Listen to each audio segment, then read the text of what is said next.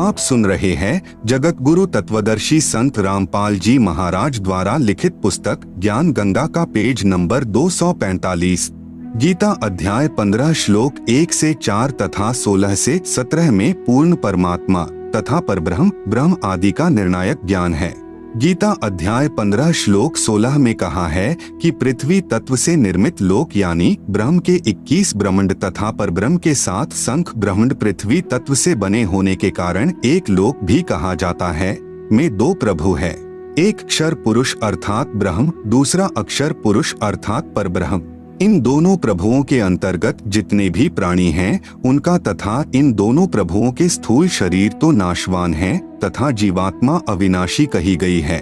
गीता अध्याय 15 श्लोक 17 में कहा है कि वास्तव में पुरुषोत्तम अर्थात सर्वशक्तिमान परमेश्वर तो उपरोक्त दोनों से अन्य ही है, जो परमात्मा कहा जाता है, जो तीनों लोकों में प्रवेश करके सबका धारण पोषण करता है। वह वास्तव में अविनाशी परमेश्वर कहा जाता है। गीता अध्याय 15 के ही श्लोक 18 में गीता ज्ञान दाता यानी क्षर पुरुष ब्रह्म अपनी स्थिति बताते हुए कह रहा है कि मुझे तो लोकवेद यानी दंत कथा के आधार से पुरुषोत्तम कहते हैं, क्योंकि मैं अपने 21 ब्रह्मांडों में जितने भी प्राणी मेरे अधीन हैं, वे चाहे स्थूल शरीर में नाशवान है, चाहे आत्मा रूप में अविनाशी हैं, मैं उनसे उत्तम यानी श्रेष्ठ हूँ। इसलिए मैं लोकवेद के आधार से पुरुषोत्तम प्रसिद्ध हूँ। वास्तव में पुरुषोत्तम तो कोई और ही परमेश्वर है, जो गीता अध्याय 15 श्लोक 17 में कहा है।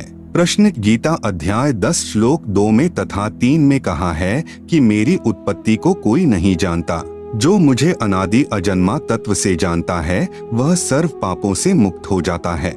इससे स्पष्ट है कि ब्रह्म का जन्म नहीं है तथा सर्व पाप नष्ट कर देता है। उत्तर गीता अध्याय 10 श्लोक 2 को पुनर्पढ़े, जिसमें कहा है कि मेरी उत्पत्ति को न देवता यानी ब्रह्मा विष्णु तथा शिव आदि तथा न महर्षि जानते हैं, क्योंकि वे सर्व मुझसे उत्पन्न हुए हैं। इस श्लोक से स्वतः सिद्ध है कि गीता ज्ञान दाता प्रभु की उत्पत्ति अर्थात जन्म तो हुआ है, परंतु काल यानी ब्रह्म से उत्पन्न देवता तथा ऋषिजन नहीं जानते, क्योंकि वे काल से उत्पन्न हुए हैं। जैसे पिता के जन्म के विषय में बच्चे नहीं जानते, परंतु पिता का पिता अर्थात दादाजी ही बताता है। पूर्ण परमात्मा ने स्वयं काल लोक में प्रकट होकर ब्रह्म की उत्पत्ति के विषय में बताया है। कृपया पढ़ें सृष्टि रचना, इसी पुस्तक ज्ञान गंगा के पृष्ठ 22 से 74 तक। गीता अध्याय 10 श्लोक 3 का अनुवाद गलत किया है। जैसे गीता अध्याय 2 श्लोक 12 तथा अध्याय 4 श्लोक 5 में अपने आप को नाशवान तथा जन्म मृत्यु को बार बार प्राप्त होने वाला कहा है, तथा अध्याय 2 श्लोक 17 तथा अध्याय 8 श्लोक 3, 8 से 10 तथा 20 व अध्याय 15 श्लोक 4, 16, 17 में किसी अन्य अविनाशी अनादि परमात्मा के विषय में कहा है। इसलिए गीता अध्याय 10 श्लोक 3 में कहा है कि जो मनुष्यों में विद्वान अर्थात तत्वदर्शी संत मुझे तथा उस अनादि वास्तव में जन्म रहित सर्व लोकों के महेश्वर अर्थात परमेश्वर को तत्व से जानता है, वह तत्वदर्शी संत सत ज्ञान उच्चारण करता है, जिससे सत साधना करके पाप से मुक्त हो जाता है। आप सुन रहे हैं जगत गुरु तत्वदर्शी संत रामपाल जी महाराज द्वारा लिखित पुस्तक ज्ञान गंगा का पेज नंबर 246। इसी का प्रमाण गीता अध्याय 4 श्लोक 34 में भी है। कृपया पढ़े गीता अध्याय 10 श्लोक 3 का यथार्थ अनुवाद। अध्याय 10 का श्लोक 2। न मे विदुः सुरगणाः प्रभवम् न महर्षयः अहम् आद्यः हि देवानां महर्षिणां च सर्वशः। अनुवाद मैं यानी मेरी, प्रभवम यानी उत्पत्ति को, न यानी न सुरगणाः यानी देवता लोग जानते हैं, और न यानी न महर्षयः यानी महर्षिजन ही, विदुः यानी जानते हैं, ही यानी क्योंकि, अहम यानी मैं, सर्वशः यानी सब प्रकार से, देवानाम यानी देवताओं का, च यानी और, महर्षिनाम यानी महर्षियों का भी, आद्यः यानी आदि अर्थात उत्पत्ति का कारण हूँ। अध्याय 10 का श्लोक 3। यह माम अजम अनादिम च वेत्ति लोक महेश्वरम असम्मूढ़ सह मत रेषु सर्वपापैः प्रमुच्यते। अनुवाद यह यानी जो विद्वान व्यक्ति माम यानी मुझको, च यानी तथा, अनादिम यानी सदा रहने वाले अर्थात पुरातन, अजम यानी जन्म न लेने वाले, लोक महेश्वरम यानी सर्व लोकों के महान ईश्वर अर्थात सर्वोच्च परमेश्वर को वेत्ती यानी जानता है, सह यानी वह, मतयेषु यानी शास्त्रों को सही जानने वाला अर्थात वेदों के अनुसार ज्ञान रखने वाला, असम्मूढ़ यानी अर्थात तत्वदर्शी विद्वान, सर्वपापैः यानी संपूर्ण पापों को, प्रमुच्यते यानी विस्तृत वर्णन के साथ कहता है अर्थात वही सृष्टि ज्ञान व कर्मों का सही वर्णन करता है अर्थात अज्ञान से पूर्ण रूप से मुक्त कर देता है, जिस कारण तत्वदर्शी संत द्वारा बताई वास्तविक साधना के आधार पर भक्ति करने वाले के सर्व पाप नष्ट हो जाते हैं। गीता ज्ञान दाता ब्रह्म यानी काल की उत्पत्ति का संकेत। अध्याय 10 के श्लोक 2 में कहा है कि अर्जुन मेरी उत्पत्ति यानी जन्म को न तो देवता जानते हैं न ही महर्षि जन जानते हैं, क्योंकि यह सब मेरे से पैदा हुए हैं। इससे स्वसिद्ध है कि ब्रह्म यानी काल की उत्पत्ति तो हुई है परंतु देवता व ऋषि नहीं जानते। जैसे पिताजी की उत्पत्ति को बच्चे नहीं बता सकते परंतु दादाजी जानता है, इसी प्रकार 21 ब्रह्मांड में सर्व देव ऋषि आदि ज्योति निरंजन ब्रह्म अर्थात काल तथा प्रकृति यानी दुर्गा के संयोग से उत्पन्न हुए हैं। इसलिए कह रहा है कि मेरी उत्पत्ति को 21 ब्रह्मांडों में कोई नहीं जानता, क्योंकि सर्व की उत्पत्ति मेरे से हुई है। केवल पूर्ण ब्रह्म ही काल यानी ब्रह्म की उत्पत्ति बता सकता है, क्योंकि ब्रह्म यानी काल की उत्पत्ति परम अक्षर ब्रह्म यानी पूर्ण ब्रह्म से हुई है, जिसका गीता जी के अध्याय 3 के श्लोक 14-15 में ब्रह्म की उत्पत्ति का प्रत्यक्ष प्रमाण है। अध्याय 10 के श्लोक 3 जो तत्वदर्शी अर्थात विद्वान व्यक्ति मुझे तथा कभी न जन्म लेने वाले सर्व लोकों के महेश्वर अर्थात अविनाशी परमात्मा को जानता है, वह चारों वेदों ऋग्वेद, सामवेद, यजुर्वेद तथा अथर्ववेद को जानता है, वह तत्वदर्शी संत है। आप सुन रहे हैं जगत गुरु तत्वदर्शी संत रामपाल जी महाराज द्वारा लिखित पुस्तक ज्ञान गंगा का पेज नंबर 247। उसके द्वारा बताए भक्ति मार्ग से साधना करने से सर्व पाप नष्ट हो जाते हैं। गीता जी के अध्याय 15 के श्लोक 16, 17, 18 में वर्णन है कि पूर्ण परमात्मा अविनाशी तो अन्य ही है, जो तीनों लोकों में प्रवेश करके सबका धारण पोषण करता है। मुझ यानी काल को तो केवल इसलिए पुरुषोत्तम कहते हैं क्योंकि मैं 21 ब्रह्मांडों में मेरे अधीन स्थूल शरीर में नाशवान प्राणियों तथा अविनाशी जीवात्मा से उत्तम हूँ। इसलिए मुझे लोक वेद अर्थात दंत कथाओं के आधार से पुरुषोत्तम कहा है, परंतु वास्तव में मैं अविनाशी या पालन करता नहीं हूँ। गीता जी के अध्याय नंबर 3 के श्लोक 14-15 में कहा है कि सर्वजीव अन्न से उत्पन्न होते हैं, अन्न वर्षा से होता है, वर्षा यज्ञ से होती है, यज्ञ शुभ कर्मों से, कर्म ब्रह्म से उत्पन्न हुए, ब्रह्म अविनाशी परमात्मा से उत्पन्न हुआ। वही अविनाशी सर्वव्यापक परमात्मा ही यज्ञों में प्रतिष्ठित है, यज्ञों में पूज्य है, वही यज्ञों का फल भी देता है अर्थात वास्तव में अधियज्ञ भी वही है। फिर गीता जी के अध्याय 10 के श्लोक नंबर 2 में कहा है कि मेरी उत्पत्ति यानी प्रभवम को कोई नहीं जानता है। इससे सिद्ध है कि काल यानी ब्रह्म भी उत्पन्न हुआ है, इसलिए यह कहीं पर आकार में भी है। नहीं तो कृष्ण जी तो अर्जुन के सामने ही खड़े थे, वे तो कह ही नहीं सकते कि मैं अनादि अजम यानी अजन्मा हूँ। यह सर्वकाल यानी अदृश्य ब्रह्म ही श्री कृष्ण जी के शरीर में जीवस्थ रूप यानी प्रेतवत प्रवेश करके से बोलकर अपनी प्रतिष्ठा यानी स्थिति की सही जानकारी गीता रूप में दे गया। उपरोक्त विवरण से गीता जी में सिद्ध हुआ कि ब्रह्म की उत्पत्ति पूर्ण ब्रह्म से हुई है। यही प्रमाण अथर्ववेद कांड 4 अनुवाक 1 मंत्र 3 में भी है। कृपया निम्न पढ़े। कांड नंबर 4 अनुवाक नंबर 1 मंत्र नंबर 3। प्रयोजगे विद्वानस्य बंधुर्विश्वा देवानाम जनिमा विवक्ति ब्रह्म ब्रह्मण उज्जभार मध्यान्नी चैरुच्चैः स्वधा अभिप्रतस्थ प्र यह जगे विद्वानस्य बंधुः विश्वा देवानाम जनिमा विवक्ति ब्रह्म ब्रह्मण उज्जभार मध्यात् निचैः उच्चैः स्वधा अभियः प्रतस्थ। अनुवाद।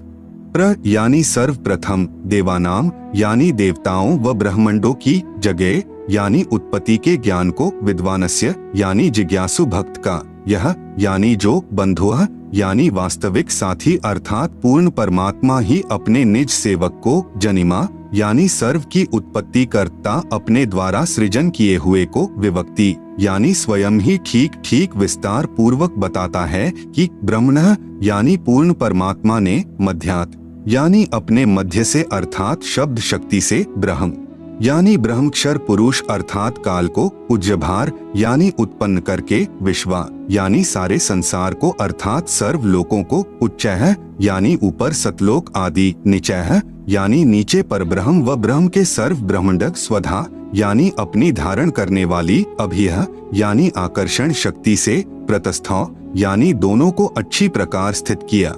आप सुन रहे हैं जगत गुरु तत्वदर्शी संत रामपाल जी महाराज द्वारा लिखित पुस्तक ज्ञान गंगा का पेज नंबर 248। भावार्थ पूर्ण परमात्मा अपने द्वारा रची सृष्टि का ज्ञान तथा सर्व आत्माओं की उत्पत्ति का ज्ञान अपने निजी दास को स्वयं ही सही बताता है कि पूर्ण परमात्मा ने अपने मध्य अर्थात अपने शरीर से अपनी शब्द शक्ति के द्वारा ब्रह्म यानी शर पुरुष काल की उत्पत्ति की तथा सर्व ब्रह्मंडों को ऊपर सतलोक अलखलोक अगमलोक अनामी लोक आदि तथा नीचे पर ब्रह्म के साथ संख ब्रह्मंड तथा ब्रह्म के 21 ब्रह्मंडों को अपनी धारण करने वाली आकर्षण शक्ति से ठहराया हुआ है। जैसे पूर्ण परमात्मा कबीर परमेश्वर यानी कबीरदेव ने अपने निजी सेवक अर्थात सखा श्री धर्मदास जी आदरणीय गरीबदास जी आदि को अपने द्वारा रची सृष्टि का ज्ञान स्वयं ही बताया। उपरोक्त वेद मंत्र भी यही समर्थन कर रहा है। कांड नंबर 4 अनुवाक नंबर 1 मंत्र 7 यो थर्वाणम पितरम देव बंधुम बृहस्पतिम नमसाव च गच्छात त्वं विश्वेशाम जनिता यथा स कविर्देवो न दभायत स्वधावान। यह थर्वाणम पितरम देवबंधुम बृहस्पतिम नमसा अव च गच्छात्वं विश्वेशाम जनिता यथा स कविर्देवः न दभायत स्वधावान। अनुवाद यह यानी जो अथर्वाणम यानी अचल अर्थात अविनाशी पितरम यानी जगत पिता देवबंधुम यानी भक्तों का वास्तविक साथी अर्थात आत्मा का आधार बृहस्पतिम यानी जगत गुरु च यानी तथा नमसा यानी विनम्र पुजारी अर्थात विधिवत साधक को अव यानी सुरक्षा के साथ गच्छात यानी सतलोक गए हुओं को सतलोक ले जाने वाला विश्वेशाम यानी सर्व ब्रह्मंडों की जनिता यानी रचना करने वाला जगदम्बा अर्थात माता वाले गुणों से भी युक्त न दभायत यानी काल की तरह धोखा न देने वाले स्वधावान यानी स्वभाव अर्थात गुणों वाला यथा यानी ज्यों का त्यों अर्थात वैसा ही सह यानी वह त्वम यानी आप कबीरदेवः कबीर देवः यानी कबीरदेव है अर्थात भाषा भिन्न इसे कबीर परमेश्वर भी कहते हैं। भावार्थ इस मंत्र में यह भी स्पष्ट कर दिया कि उस परमेश्वर का नाम कबीरदेव अर्थात कबीर परमेश्वर है जिसने सर्व रचना की है। जो परमेश्वर अचल अर्थात वास्तव में अविनाशी गीता अध्याय 15 श्लोक 16-17 में भी प्रमाण है। जगत गुरु आत्माधार जो पूर्ण मुक्त होकर सतलोक गए हैं उनको सतलोक ले जाने वाला सर्व ब्रह्मंडों का रचनहार काल यानी ब्रह्म की तरह धोखा न देने वाला ज्यों का त्यों वह स्वयं कबीरदेव अर्थात कबीर प्रभु है। यही परमेश्वर सर्व ब्रह्मंडों व प्राणियों को अपनी शब्द शक्ति से उत्पन्न करने के कारण जनिता यानी माता भी कहलाता है तथा पितरम यानी पिता तथा बंधु यानी भाई भी वास्तव में यही है तथा देव यानी परमेश्वर भी यही है। इसलिए इसी कबीरदेव यानी कबीर परमेश्वर की स्तुति किया करते हैं। त्वमेव माता च पिता त्वमेव बंधु च सखा त्वमेव सर्वम मम देवदेव। इसी परमेश्वर की महिमा का पवित्र ऋग्वेद मंडल नंबर 1 सूक्त नंबर 24 में विस्तृत विवरण है। प्रश्न वेदों में कबीर अर्थात कबीर नाम का विवरण कैसे आया? वेद तो सृष्टि के प्रारंभ में प्राप्त हुए थे। कबीरदेव यानी कबीर परमेश्वर तो सन 1398 में उत्पन्न हुए हैं। आप सुन रहे हैं जगत गुरु तत्वदर्शी संत रामपाल जी महाराज द्वारा लिखित पुस्तक ज्ञान गंगा का पेज नंबर 249। उत्तर पूर्ण परमात्मा का वास्तविक नाम कबीरदेव है तथा उपमात्मक नाम सत्पुरुष परम अक्षर ब्रह्म पूर्ण ब्रह्म आदि हैं। जैसे देश के प्रधानमंत्री जी का शरीर का नाम कुछ और होता है तथा प्रधानमंत्री प्राइम मिनिस्टर आदि पद के नाम हैं। यही पूर्ण परमात्मा कबीरदेव नामांतरण करके चारों युगों में आए हैं। तथा सृष्टि व वेदों की रचना से पूर्व भी अनामी यानी अनामय लोक में मानव सदृश शरीर में कबीरदेव नाम से विद्यमान थे। वहीं कबीरदेव फिर सतलोक की रचना करके सतलोक में विराजमान हो गए। तत्पश्चात परब्रह्म तथा ब्रह्म के सर्व लोकों व वेदों की रचना की, इसलिए वेदों में कबीरदेव का विवरण है। कबीर साहेब द्वारा विभीषण तथा मंदोदरी को शरण में लेना।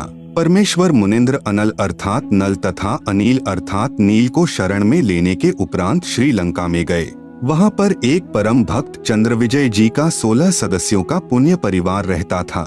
वह भाट जाति में उत्पन्न पुण्यकर्मी प्राणी थे। परमेश्वर मुनिंद्र यानी कबीरदेव जी का उपदेश सुनकर पूरे परिवार ने नाम दान प्राप्त किया।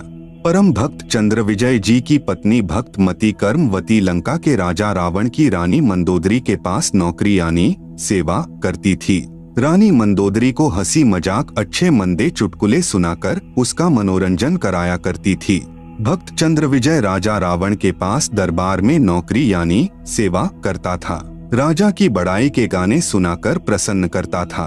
भक्त चंद्रविजय की पत्नी भक्तमती कर्मवती परमेश्वर से उपदेश प्राप्त करने के उपरांत रानी मंदोदरी को प्रभु चर्चा जो सृष्टि रचना अपने सतगुरुदेव मुनिंद्र जी से सुनी थी प्रतिदिन सुनाने लगी। भक्तमती मंदोदरी रानी को अति आनंद आने लगा। कई घंटों तक प्रभु की सतकथा को भक्तमती कर्मवती सुनाती रहती तथा मंदोदरी की आंखों से आंसू बहते रहते। एक दिन रानी मंदोदरी ने कर्मवती से पूछा, आपने यह ज्ञान किससे सुना? आप तो बहुत अनाप शनाप बातें किया करती थी। इतना बदलाव परमात्मा तुल्य संत बिना नहीं हो सकता। तब कर्मवती ने बताया कि हमने एक परम संत से अभी उपदेश लिया है। रानी मंदोदरी ने संत के दर्शन की अभिलाषा व्यक्त करते हुए कहा, आपके गुरु अब की बार आए तो उन्हें हमारे घर बुला कर लाना। अपनी मालकिन का आदेश प्राप्त करके शीश झुकाकर सत्कार पूर्वक कहा कि जो आपकी आज्ञा, आपकी नौकरानी वही करेगी।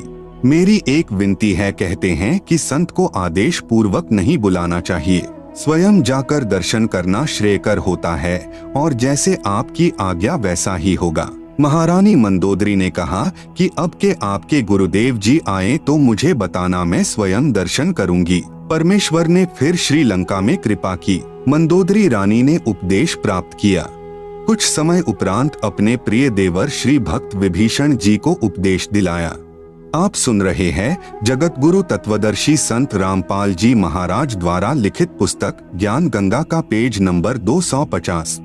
भक्तमती मंदोदरी उपदेश प्राप्त करके अहर्निश प्रभु स्मरण में लीन रहने लगी।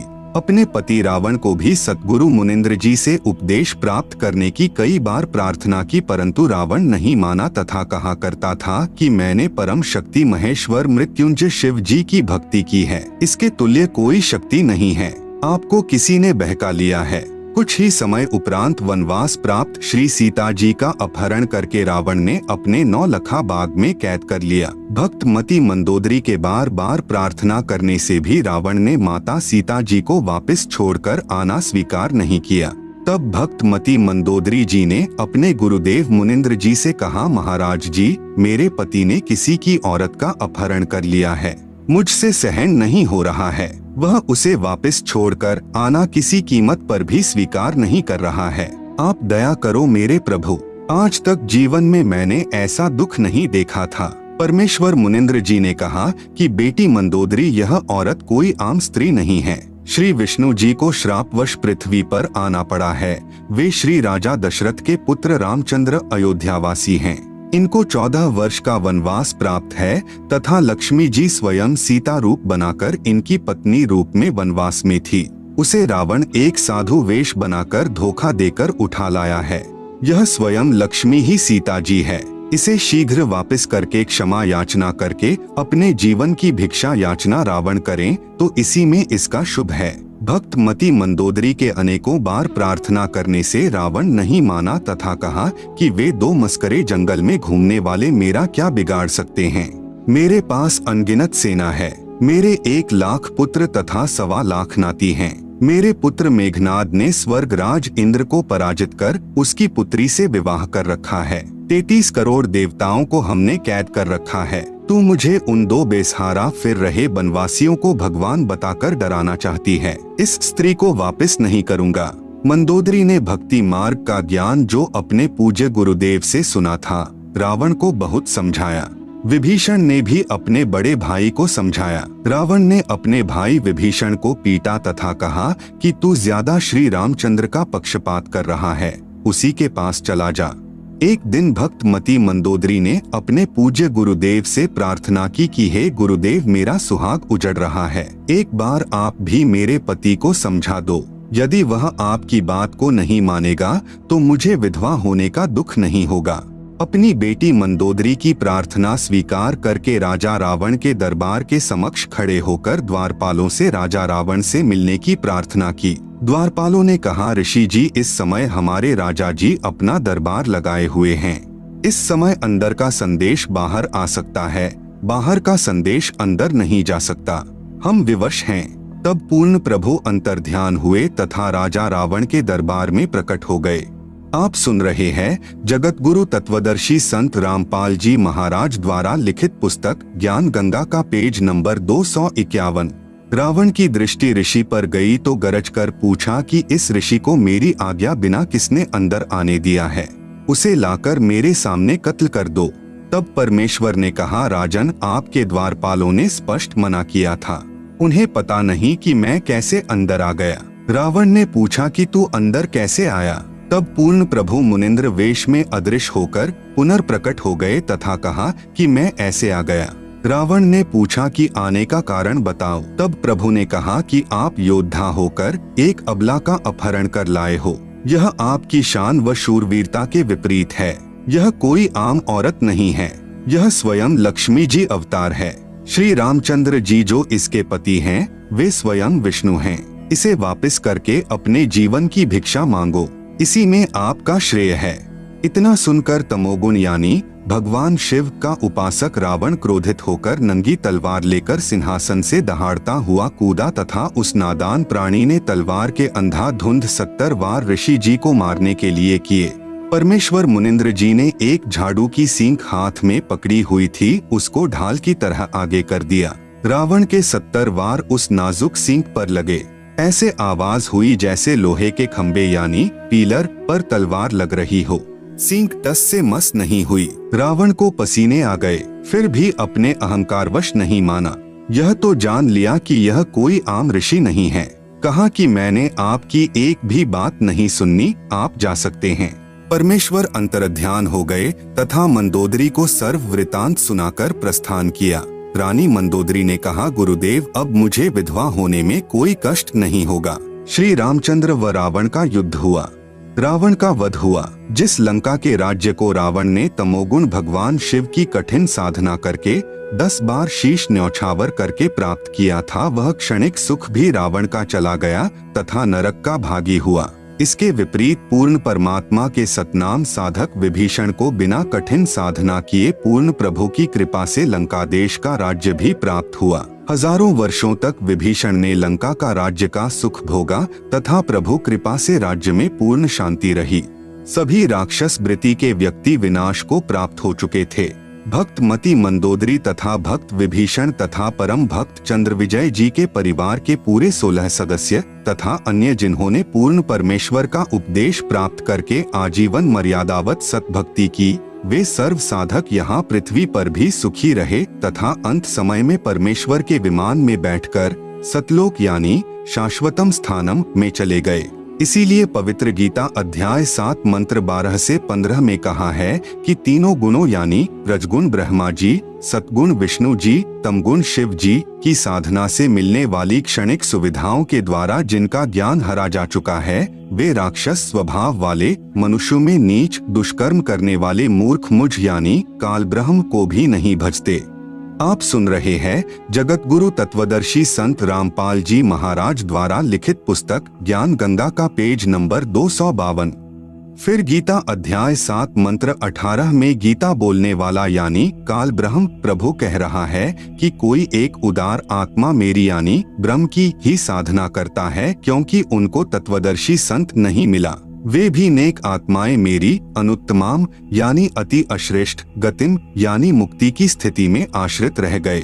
वे भी पूर्ण मुक्त नहीं हैं। इसलिए पवित्र गीता अध्याय 18 मंत्र 62 में कहा है कि हे अर्जुन, तू सर्व भाव से उस परमेश्वर यानी पूर्ण परमात्मा तत् ब्रह्म की शरण में जा। उसकी कृपा से ही तू परम शांति तथा सतलोक अर्थात सनातन परम धाम को प्राप्त होगा। इसलिए पुण्यात्माओं से निवेदन है कि आज इस दासन के भी दास के पास पूर्ण परमात्मा प्राप्ति की वास्तविक विधि प्राप्त है। निशुल्क उपदेश लेकर लाभ उठाएं। द्वापर युग में इंद्रमती को शरण में लेना। द्वापर युग में चंद्रविजय नाम का एक राजा था। उसकी पत्नी इंद्रमती बहुत ही धार्मिक प्रवृत्ति की औरत थी। संत महात्माओं का बहुत आदर किया करती थी। उसने एक गुरुदेव भी बना रखा था। उनके गुरुदेव ने बताया था कि बेटी साधु संतों की सेवा करनी चाहिए। संतों को भोजन खिलाने से बहुत लाभ होता है। एकादशी का व्रत, मंत्र के जाप आदि साधनाएं जो गुरुदेव ने बताई थी वह भगवत भक्ति में बहुत दृढ़ता से लगी हुई थी।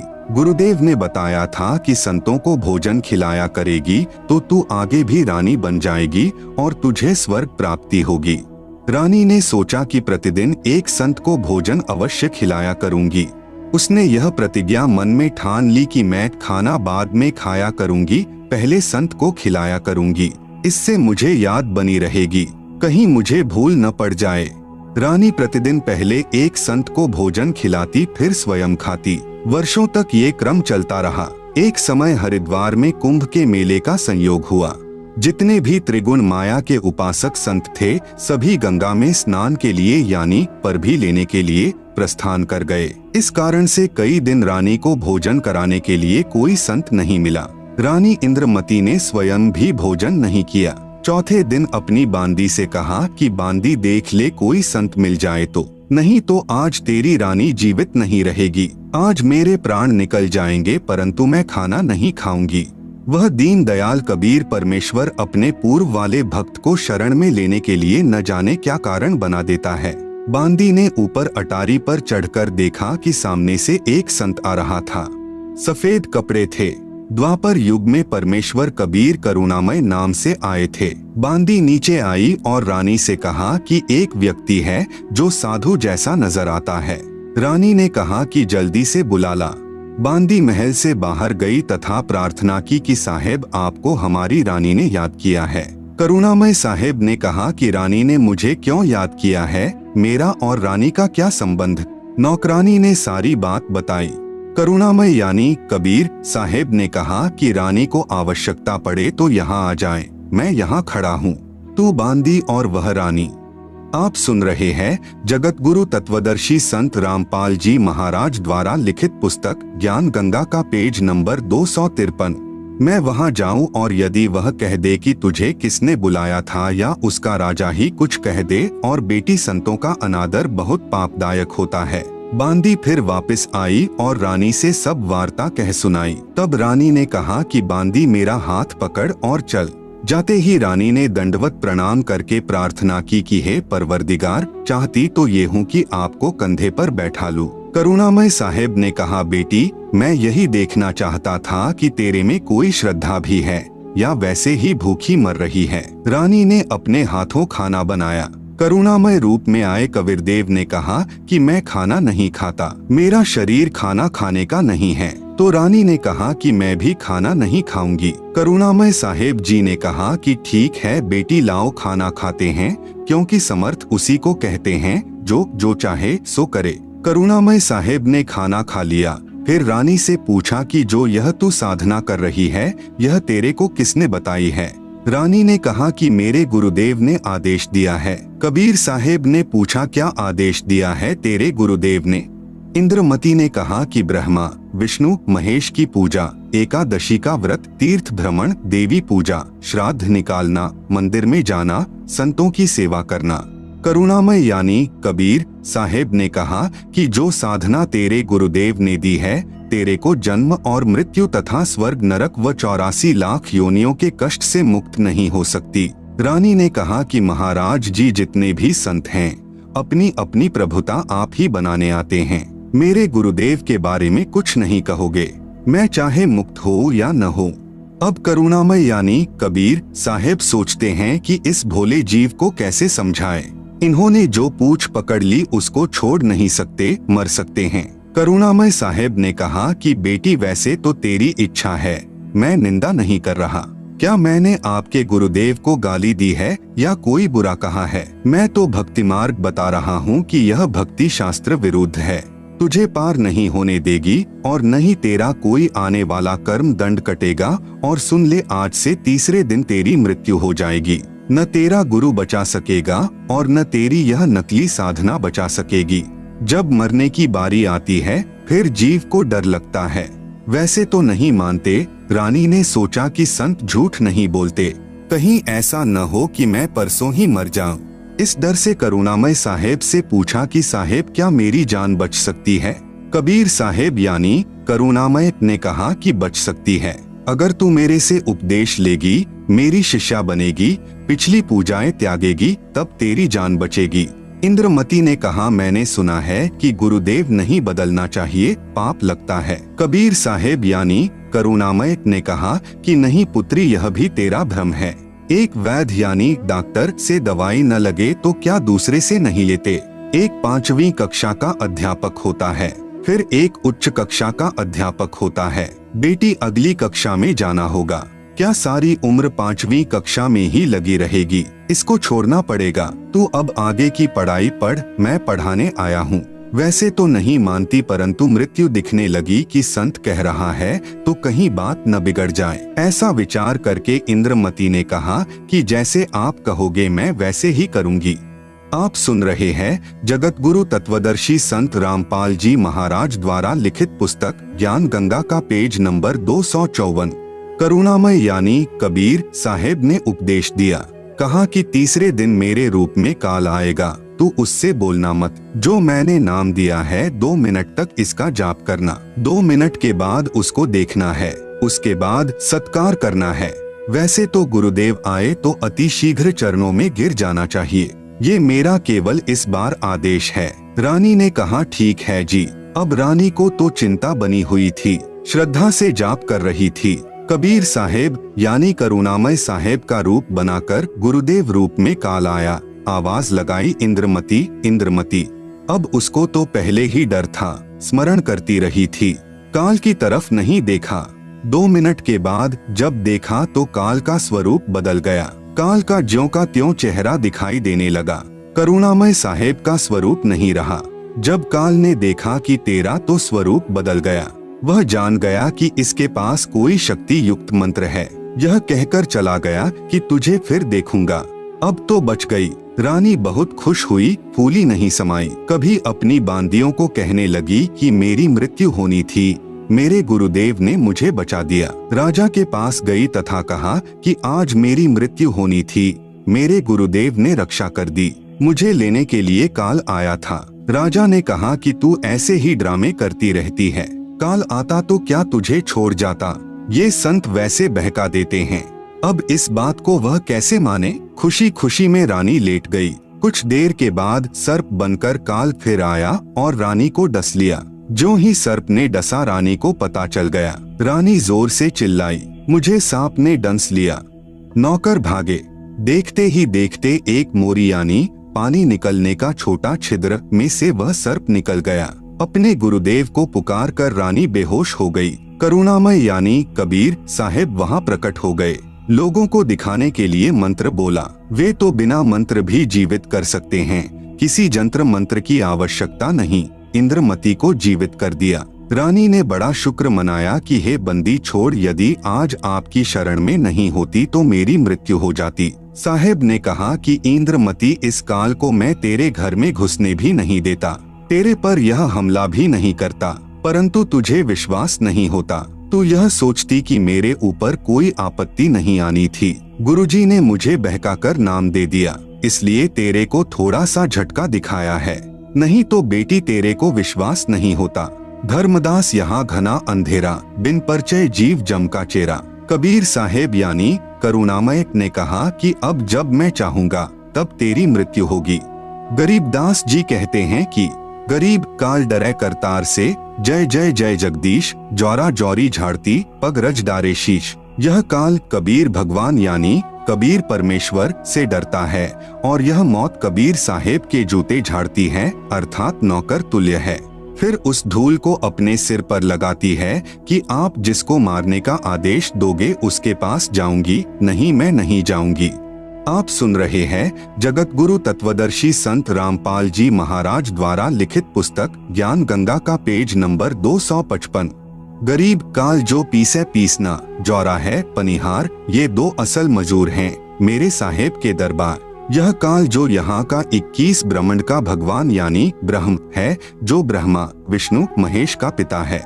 ये तो मेरे कबीर साहेब का आटा पीसता है, अर्थात पक्का नौकर है, और जौरा यानी मौत मेरे कबीर साहेब का पानी भरती है, अर्थात एक विशेष नौकरानी है। यह दो असल मजूर मेरे साहेब के दरबार में हैं। कुछ दिनों के बाद साहेब फिर आए। रानी इंद्रमती को सतनाम प्रदान किया। फिर कुछ समय के उपरांत करुणामय साहेब ने रानी इंद्रमती की अति श्रद्धा देखकर सारनाम दिया, शब्द की उपलब्धि करवाई। जब साहेब जाते रहते थे तो इंद्रमती प्रार्थना किया करती थी कि मेरे पति राजा को समझाओ मालिक, यह भी मान जाए, आपके चरणों में आ जाए तो मेरा जीवन सफल हो जाए। चंद्र विजय से कबीर साहेब ने प्रार्थना की कि चंद्र विजय आप भी नाम लो, यह 2 दिन का राज और ठाठ है, फिर 84 लाख योनियों में प्राणी चला जाएगा।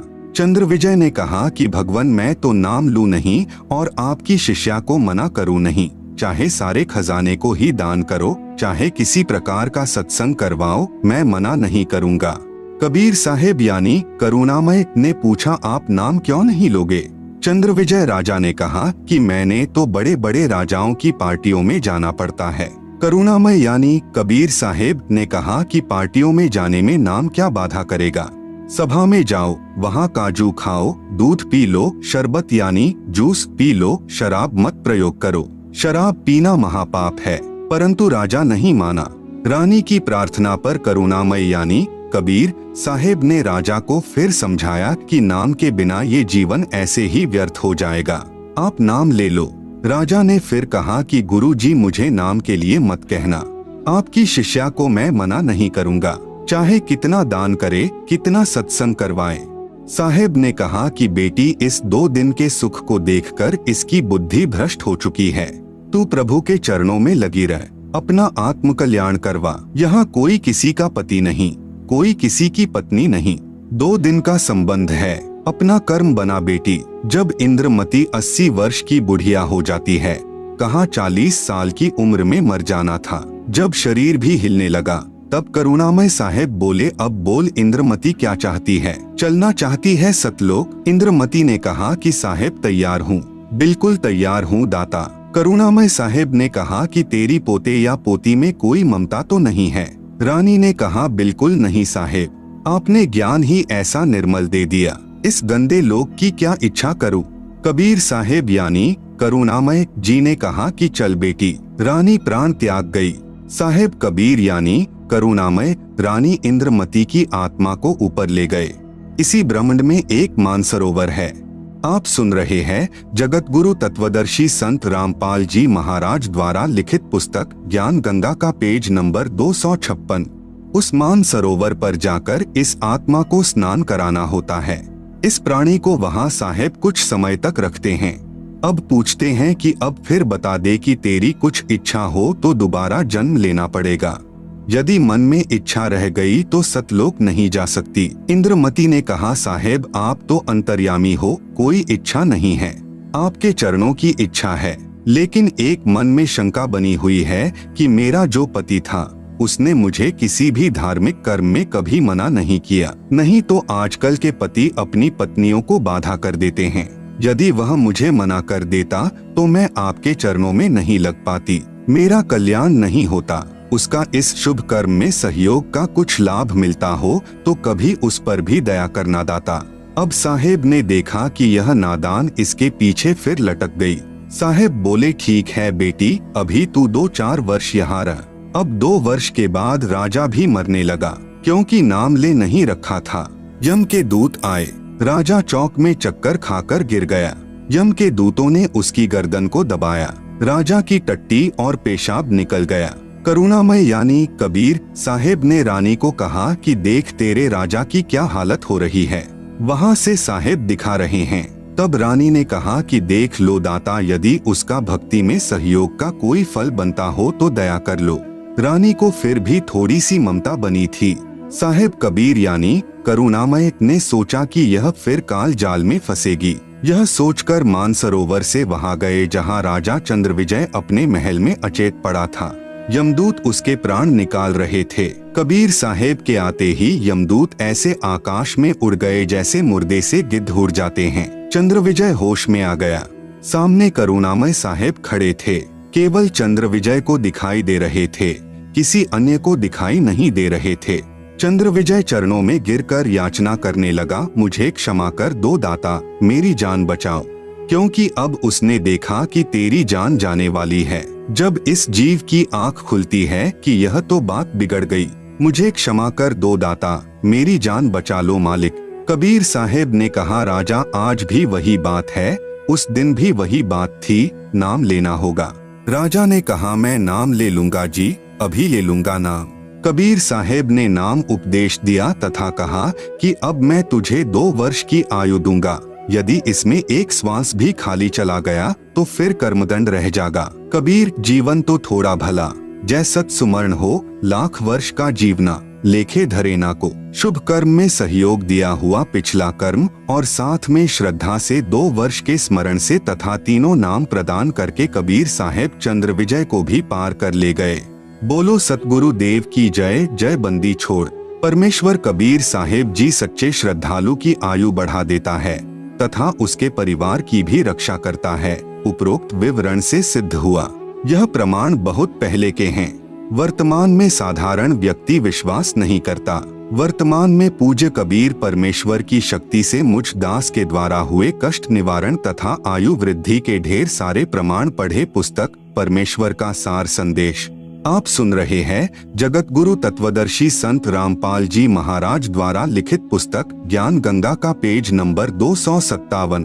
पवित्र पुराणों का रहस्य। पुराणों को समझने के लिए कृपया ध्यान रहे कि श्री ब्रह्मा पुराण, श्री विष्णु पुराण तथा श्री शिव पुराण ब्रह्म की लीला से प्रारंभ होते हैं, जिसे प्रथम अव्यक्त गीता अध्याय 7 श्लोक 25 में कहा है, जो गीता अध्याय 11 श्लोक 32 में कहता है कि मैं काल हूँ। इसी को क्षर पुरुष तथा ज्योति निरंजन भी कहा जाता है।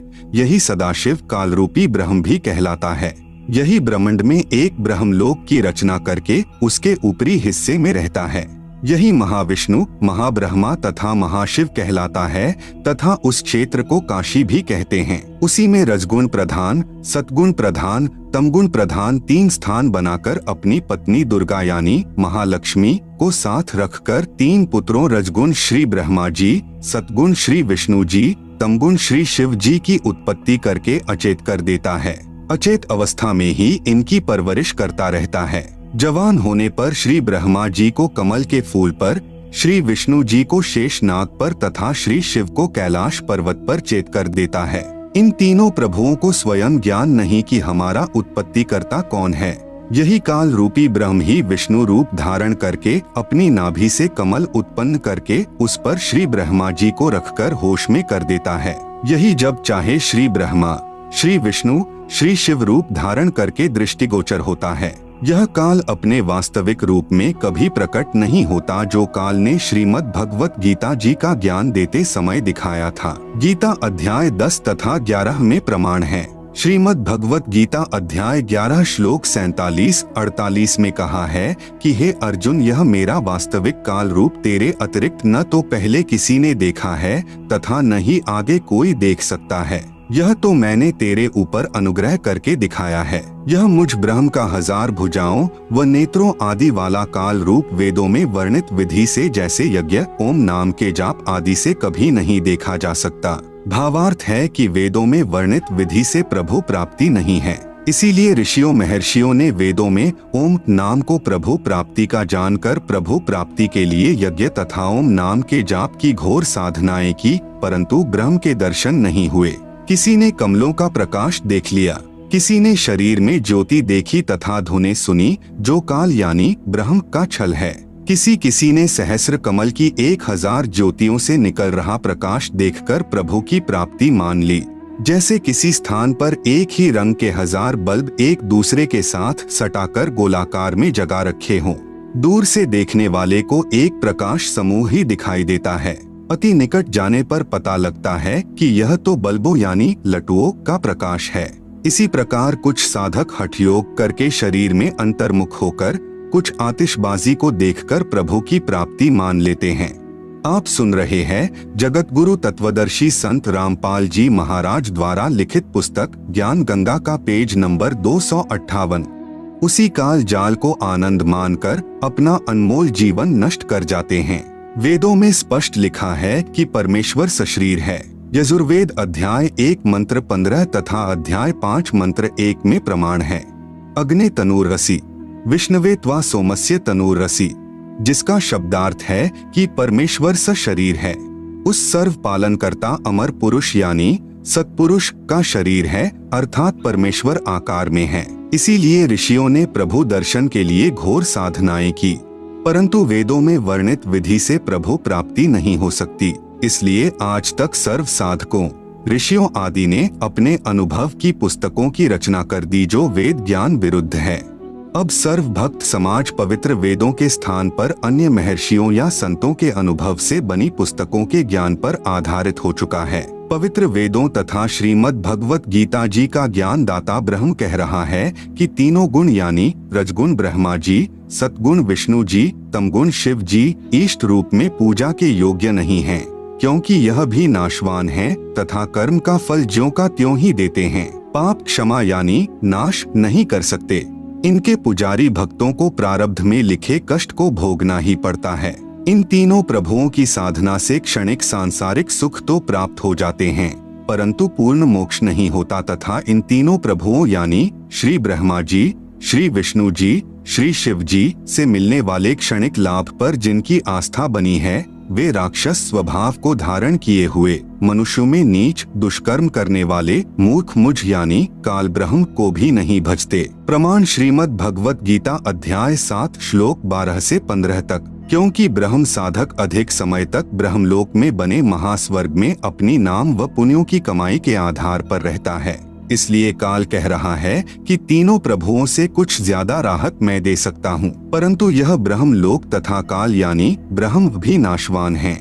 गीता अध्याय 8 श्लोक 16 में कहा है कि ब्रह्मलोक तक सर्व लोक नाशवान हैं, तथा गीता अध्याय 2 श्लोक 12 तथा अध्याय 4 श्लोक 5 में स्वयं गीता ज्ञान दाता ब्रह्म कह रहा है कि मेरी भी जन्म मृत्यु होती है, अर्थात नाशवान हूँ। इसलिए पवित्र गीता अध्याय 7 श्लोक 18 में कहा है कि जो चौथे प्रकार के मेरे यानी ब्रह्म के साधक जो ज्ञानी हैं, वे वेदों के ज्ञान के आधार पर जान लेते हैं कि केवल एक पूर्ण परमात्मा ही इष्ट रूप में पूज्य है, वही पापनाशक पूर्ण मोक्षदायक है तथा मानव शरीर प्रभु प्राप्ति के लिए ही मिला है। उन्होंने वेदों का स्वयं ही निष्कर्ष निकाल लिया कि ओम यही एक मंत्र है जो प्रभु प्राप्ति का है। इसी ओम मंत्र के जाप से हजारों वर्ष साधना करके अपने शरीर को भी न्यौछावर कर दिया, परंतु प्रभु दर्शन नहीं हुए। अन्य उपलब्धियां हो गई, कुछ सिद्धियां प्राप्त हो गई तथा स्वर्ग महास्वर्ग आदि में उच्च पद प्राप्त हो गए। फिर भजन कमाई तथा पुण्यों की कमाई समाप्त होने पर पुनर्जन्म मृत्यु तथा 84 लाख प्राणियों के शरीरों में घोर कष्ट तथा नरक में पाप कर्म का फल भोग भी बना रहा। आप सुन रहे हैं जगत गुरु तत्वदर्शी संत रामपाल जी महाराज द्वारा लिखित पुस्तक ज्ञान गंगा का पेज नंबर 259। पवित्र यजुर्वेद अध्याय 40 मंत्र 10 तथा पवित्र गीता अध्याय 4 मंत्र 34 में उपरोक्त दोनों शास्त्रों का ज्ञान दाता ब्रह्म कह रहा है कि उस पूर्ण परमात्मा के विषय में मैं यानी काल रूपी ब्रह्म नहीं जानता। उस परमेश्वर के विषय में पूर्ण जानकारी अर्थात तत्व ज्ञान तथा उस परमेश्वर की प्राप्ति की विधि अर्थात पूर्ण मोक्ष मार्ग की जानकारी के लिए तत्वदर्शी संतों की खोज कर फिर वे जैसे साधना बताएं वैसे कर उसके पश्चात उस परमपद परमेश्वर की खोज करनी चाहिए, जिसमें गए हुए साधक फिर लौटकर संसार में नहीं आते, अर्थात पूर्ण मोक्ष प्राप्त करके सदा के लिए जन्म मृत्यु तथा 84 लाख योनियों के कष्ट तथा नरक की पीड़ा के कष्ट से मुक्त हो जाते हैं। तथा पूर्ण शांति प्राप्त करके शाश्वतम स्थानम यानी अविनाशी लोक अर्थात सतलोक को प्राप्त हो जाते हैं। प्रमाण गीता अध्याय 15 श्लोक 1 से 4 तथा गीता अध्याय 18 श्लोक 62 तथा ऋग्वेद मंडल 1 सूक्त 24 मंत्र 1 से 2। तत्वदर्शी संत के न मिलने के कारण सर्व ऋषिजन वेदों अनुसार साधना करके भी महाकष्ट में ही रह जाते हैं। इसलिए गीता अध्याय 7 श्लोक 18 में कहा है कि जो ज्ञानी आत्मा हैं वे हैं तो उदार, क्योंकि प्रभु प्राप्ति के लिए तन मन धन से वेदों अनुसार साधना करते हैं, परंतु वे भी मुझ यानी काल ब्रह्म की अनुत्माम यानी अति घटिया गति अर्थात साधना से मिलने वाले लाभ पर ही आश्रित हैं, जिससे इनका पूर्ण मोक्ष नहीं हो सकता। जन्म मृत्यु तथा नाना प्राणियों के शरीर में तथा नरक में कर्माधार से कष्ट कभी समाप्त नहीं हो सकता। ज्योति निरंजन यानी काल रूपी ब्रह्म ने कसम खाई है कि मैं कभी भी किसी को किसी भी साधना से अपने वास्तविक काल रूप में दर्शन नहीं दूंगा। इसलिए यही काल रूपी ब्रह्म ही अपने पुत्रों यानी ब्रह्मा विष्णु शिव के रूप में दिखाई देकर नाना चरित्र करता है, जिस कारण से अन्य जन सोचते हैं कि यह लीला भगवान विष्णु ने की, कभी कहते हैं कि यह लीला श्री ब्रह्मा ने की, कभी कहते हैं कि यह लीला श्री शिव ने की। जैसे आम व्यक्ति कहता है कि श्री ब्रह्मा जी की उत्पत्ति श्री विष्णु जी की नाभि से कमल पर हुई, उस समय श्री विष्णु जी के रूप में काल ने अपनी नाभि से कमल प्रकट किया था। ब्रह्मा पुराण सृष्टि का वर्णन नामक अध्याय में श्री लोम हर्षण ऋषि, जिसे सूत जी भी कहा जाता है, ने अपने गुरुदेव श्री व्यास ऋषि से सुना ज्ञान कहा है। श्री व्यास जी ने श्री नारद जी से सुना तथा श्री नारद जी ने अपने पिता श्री ब्रह्मा जी से जानकारी प्राप्त की थी। श्री ब्रह्मा जी को स्वयं ज्ञान नहीं मैं कहाँ से उत्पन्न हुआ। श्री देवी महापुराण 3 स्कंद। इसका भावार्थ यह नहीं है कि पुराणों का ज्ञान गलत है। जो ज्ञान श्री ब्रह्मा जी ने होश में आने के पश्चात कहा है वह उसी स्तर तक तो सही है, परंतु चेत होने से पूर्व का ज्ञान दंत कथा यानी लोकवेद है, जो पूर्ण परमेश्वर ने प्रथम सतयुग में सत सुकृत नाम से प्रकट होकर तत्वदर्शी संत रूप से तत्व ज्ञान तथा वास्तविक सृष्टि रचना का ज्ञान श्री ब्रह्मा जी तथा श्री मनु जी आदि को दिया था। इन्होंने सुनकर भी अनसुना कर दिया था। तत्पश्चात जब श्री ब्रह्मा जी से इसी के वंशज पूछने लगे तो उस सुने सुनाए ज्ञान के आधार से कुछ मिलावट करके पूर्व का ज्ञान कहा है, जिस कारण कोई पुराण निर्णायक ज्ञान युक्त नहीं है। आप सुन रहे हैं जगत गुरु तत्वदर्शी संत रामपाल जी महाराज द्वारा लिखित पुस्तक ज्ञान गंगा का पेज नंबर 260। किसी पुराण के आधार से सिद्ध होता है कि श्री विष्णु जी की उत्पत्ति श्री ब्रह्मा जी से हुई। किसी पुराण से सिद्ध होता है कि श्री ब्रह्मा जी की उत्पत्ति श्री विष्णु जी से हुई आदि आदि। इसी कारण सभी ऋषिजन तथा श्री ब्रह्मा विष्णु तथा शिव जी भी संशय में ही हैं। श्री ब्रह्मा जी तथा श्री विष्णु जी का युद्ध। श्री शिव पुराण विद्येश्वर संहिता अध्याय 6 अनुवादक दीन दयाल शर्मा, प्रकाशक रामायण प्रेस मुंबई, पृष्ठ 67 तथा संपादक पंडित राम लग्न पांडेय, विशारद प्रकाशक सावित्र ठाकुर, प्रकाशन रथयात्रा वाराणसी, ब्रांच नाटी इमली वाराणसी के विद्येश्वर संहिता अध्याय 6 पृष्ठ 54 तथा टीकाकार डॉक्टर ब्रह्मानंद त्रिपाठी, साहित्य आयुर्वेद ज्योतिष आचार्य MA PhD DSCA, प्रकाशक चौखंबा संस्कृत प्रतिष्ठान 38 UA, Jawahar Nagar bungalow road Delhi, Sanskrit सहित शिव पुराण के विद्येश्वर संहिता अध्याय 6 पृष्ठ 45 पर श्री ब्रह्मा जी श्री विष्णु जी के पास आए। उस समय श्री विष्णु जी लक्ष्मी सहित शेष शैया पर सोए हुए थे, साथ में अनुचर भी बैठे थे। श्री ब्रह्मा जी ने श्री विष्णु जी से कहा, बेटा उठ देख, तेरा बाप आया हूँ, मैं तेरा प्रभु हूँ। इस पर विष्णु जी ने कहा, आओ बैठो, मैं तुम्हारा पिता हूँ, तेरा मुख टेढ़ा क्यों हो गया। ब्रह्मा जी ने कहा, हे पुत्र, अब तुझे अभिमान हो गया है, मैं तेरा संरक्षक ही नहीं हूँ परंतु समस्त जगत का पिता हूँ। श्री विष्णु जी ने कहा, रे चोर, तू अपना बड़पन क्या दिखाता है, सर्व जगत तो मुझ में निवास करता है, तू मेरी नाभि कमल से उत्पन्न हुआ और मुझसे ही ऐसी बातें कर रहा है। इतना कहकर दोनों प्रभु आपस में हथियारों से लड़ने लगे, एक दूसरे के वक्षस्थल पर आघात किए। यह देखकर सदाशिव यानी काल रूपी ब्रह्म ने एक तेजोमय लिंग उन दोनों के मध्य खड़ा कर दिया। तब उनका युद्ध समाप्त हुआ। यह उपरोक्त विवरण गीता प्रेस गोरखपुर वाली शिव पुराण से निकाल रखा है, परंतु मूल संस्कृत सहित जो ऊपर लिखी है तथा अन्य 2 संपादकों तथा प्रकाशकों वाली शिव पुराण में सही है। विचार करें, श्री शिव पुराण, श्री विष्णु पुराण तथा श्री ब्रह्मा पुराण तथा श्री देवी महापुराण में तीनों प्रभुओं तथा सदाशिव यानी काल रूपी ब्रह्म तथा देवी यानी शिवा प्रकृति की जीवन लीलाएं हैं। इन्हीं के आधार से सर्व ऋषिजन व गुरुजन ज्ञान सुनाया करते थे। यदि कोई पवित्र पुराणों से भिन्न ज्ञान कहता है, वह पाठ्यक्रम के विरुद्ध ज्ञान होने से व्यर्थ है। उपरोक्त युद्ध का विवरण पवित्र शिव पुराण से है, जिसमें दोनों प्रभु 5 वर्ष के बच्चों की तरह झगड़ रहे हैं। वे कहा करते हैं कि तू मेरा बेटा, दूसरा कहा करता है तू मेरा बेटा, मैं तेरा बा। फिर एक दूसरे का गिरेबान पकड़कर मुक्कों व लातों से झगड़ा करते हैं। यही चरित्र त्रिलोक नाथों का है। आप सुन रहे हैं जगत गुरु तत्वदर्शी संत रामपाल जी महाराज द्वारा लिखित पुस्तक ज्ञान गंगा का पेज नंबर 261। उपरोक्त तीनों पुराणों श्री ब्रह्मा पुराण, श्री विष्णु पुराण तथा श्री शिव पुराण का प्रारंभ तो काल रूपी ब्रह्म अर्थात ज्योति निरंजन से ही होता है, जो ब्रह्मलोक में महाब्रह्मा, महाविष्णु तथा महाशिव रूप धारण करके रहता है तथा अपनी लीला भी उपरोक्त रूप में करता है।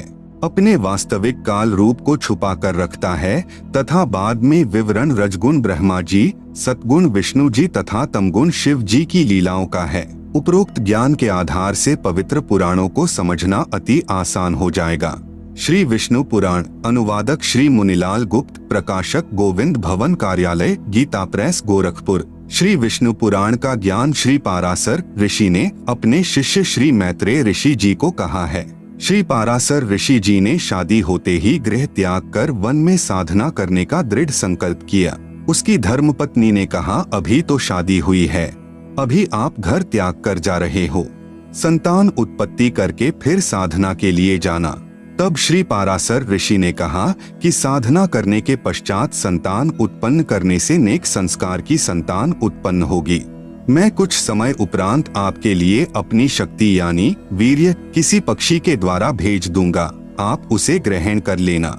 यह कहकर घर त्याग कर वानप्रस्थ हो गया। 1 वर्ष साधना के उपरांत अपना वीर्य निकालकर एक वृक्ष के पत्र में बंद करके अपनी मंत्र शक्ति से शुक्राणु रक्षा करके एक कौवे से कहा कि यह पत्र मेरी पत्नी को देकर आओ। कौवा उसे लेकर दरिया के ऊपर से उड़ा जा रहा था। उसकी चोंच से वह पत्र दरिया में गिर गया। उसे एक मछली ने खा लिया। कुछ महीनों उपरांत उस मछली को एक मल्हा ने पकड़कर काटा। उसमें से एक लड़की निकली। मल्हा ने लड़की का नाम सत्यवती रखा।